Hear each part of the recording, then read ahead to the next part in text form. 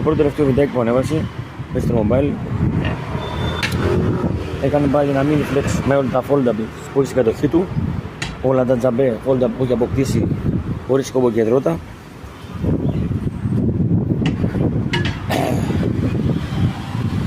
Και είναι πόσο λεπτά είναι τα foldable, το Fold 7, το Motorola το Fold.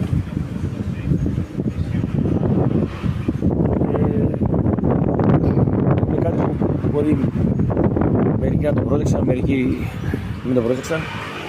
Κρατάω λίγο το Fold 7 στην κατοχή μου μέχρι να αντικατασταθεί από το επόμενο Fold 8. Το σημείο ότι δεν θα το αγοράσει ο ίδιος, θα το δώσω ο προμηθευτής, ο φίλος του, πιθανόν αυτός που τα δίνει όλα τις συσκευές που μας δείχνει κατά καιρούς, από Samsung, από iPhone, από όλες τις εταιρείες. Και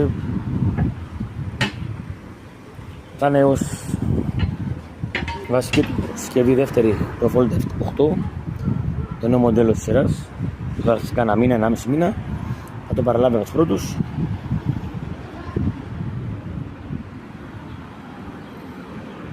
Και για άλλη μια φορά το έπαιξε μάγκας στο βίντεο, λέγοντας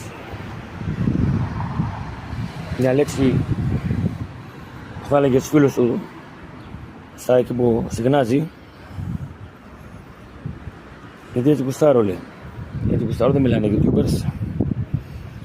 Θα είσαι σοβαρός YouTuber, δεν λες έτσι γουστάρω. Θα σε βλέπει ο κόσμος